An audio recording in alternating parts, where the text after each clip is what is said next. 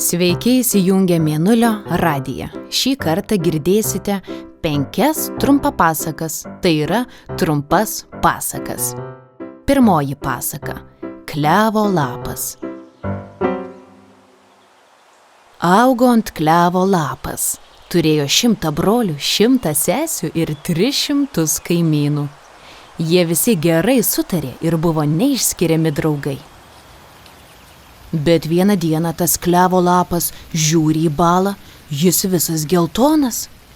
Vėjo gūsis jį pagavo, įsiūbavo ir nuplėšęs nuo medžio nubloškė kažkur toli, toli nuo gimtojo medžio.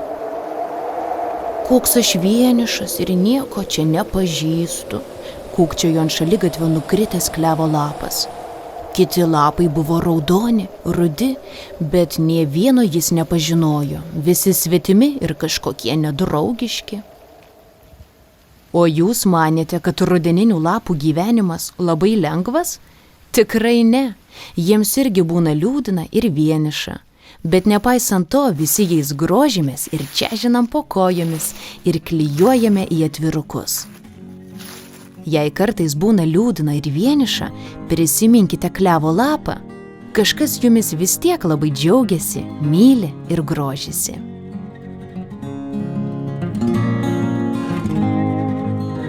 Antroji pasaka – Dūmas. Buvo toks saldainių fabrikėlis, iš kurio kilo dūmas. Dūmas kilo ir galvojo, kad norėtų tapti debesėliu. Pasipūtė, pasirąžė ir nuskriejo tolyn su kitais debesėliais. Ar aš jau debesėlis? Klausė jis kitų. Ne, tikras debesėlis turi lyti, o tu nemoki. Dūmas debesėlis nuliūdo ir pradėjo verkti. O tada jam iš pūkų pabiro visai ne lietaus lašeliai, o mažyčiai ką tik supakuoti saldainiai. Vaikai apačioje plojo ir gaudė tuos saldainius. Tu pats geriausias debesėlis pasaulyje, šaukė jie ir mojavo debesėliui ir visai nepyko, kad lauke lyja.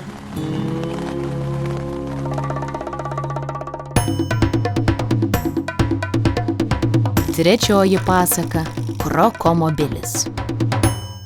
Buvo kartą krokodilas. Nilo upėje visi jo bijojo ir nieks nemėgo.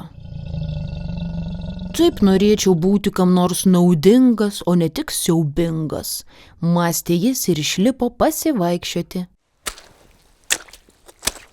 Ėjo, kol nuėjo iki Vilniaus. Bet Vilniui visi vis tiek jo bijojo ir šaukė. Kai baisu, po Vokiečių gatvę vaikšto tikras krokodilas. Šis dar labiau nusiminė ir ėmė žliumbti. Taip žliumbė, kad visa Vokiečių gatvė nuo jo ašarų patvino ir maža mergaitė nebegalėjo pereiti gatvės į bandelių kepyklą.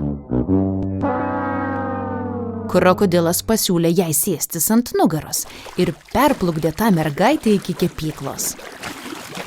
Mergaitė padėkojo ir tarė. Tu esi tikras krokomobilis, nupirksiu tau bandelių su sviestu. Ir krokomobilis valgė bandeles su sviestu ir visus vaikus plukdė per Vokiečių gatvę į kepyklą. Dabar pagaliau jis jautėsi ne tik siaubingas, juk sukėlė potvynį, bet ir labai naudingas.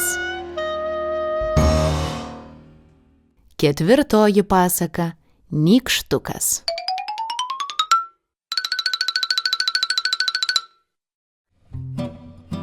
Buvo toks nykštukas, kuris labai mėgo gerti kakavą. Taip mėgo, kad išgerdavo po 15 puodelių per dieną. O kai tiek daug išgeri, tai norom nenorom imi labai sparčiai augti. Ir užaugo tas nykštukas ir pavirto į mažą berniuką. Ir kadangi buvo jau labai didelis, tai pradėjo eiti į mokyklą. Mokykloje jis irgi gerdavo kakavą, todėl dar labiau užaugo ir galiausiai tapo toks didelis, kad pavirto į tėtį. O tėtis turėjo daug vaikų, kurie kažkodėl beprotiškai mėgo kakavą. Ir visą ją išgerdavo, ir tėčiui nebelikdavo nė puodelio per dieną. Taip tėtis nustojo gerti kakavą ir dėl to po truputį pradėjo mažėti. Galiausiai taip sumažėjo, kad pavirto į senelį, lyg mažą nykštuką baltą barzdele. Štai dabar aš toks, kaip jaunystėje, sakydavo senelis nykštukas ir virdavo visiems savo anūkams kakavą, kad jie irgi užaugtų ir būtų dideli. Ir štai 5, paskutinė pasaka. Drakono dantis. Ant aukšto kalno stovėjo pilis, o toje pilyje gyveno senas drakonas, o drakono viduje gyveno 36 labai aštrūs dantys. Vienas dantis nusprendė, kad jam reikia pamatyti pasaulį.